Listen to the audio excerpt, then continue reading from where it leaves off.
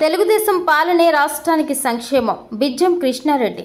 ప్రస్తుత పరిస్థితుల్లో రాష్ట్రంలో చంద్రబాబు పాలనే శరణం అని, లేదంటే ఆంధ్రులకు అధోగతి తప్పదని కలిగిరి మండల తెలుగుదేశం కన్వీనర్ బిజ్జం వెంకట కృష్ణారెడ్డి తెలిపారు. ఉదయగిరి ఎమ్మెల్యే అభ్యర్థి కాకర్ల సురేష్, పార్లమెంట్ అభ్యర్థి వేమిరెడ్డి ప్రభాకర్ రెడ్డికి మద్దతుగా కలిగిరి సెంటర్ నందు ఆయన విస్తృతంగా ప్రచారం నిర్వహించారు. ప్రజలకు చంద్రబాబు పాలనను వివరిస్తూ ప్రస్తుత అరాచక పాలనలో జరుగుతున్న అన్యాయాలను వివరించారు. ఈ పరిస్థితుల్లో రాష్ట్రంలో ప్రజలు ప్రశాంతంగా అభివృద్ధి చెందాలంటే తెలుగుదేశం పాలనే మార్గమని వివరించారు. అసెంబ్లీ అభ్యర్థిగా సురేష్ లాంటి సేవాభావం కలిగిన వ్యక్తి రావడం ఉదయగిరి అదృష్టంగా పేర్కొన్నారు.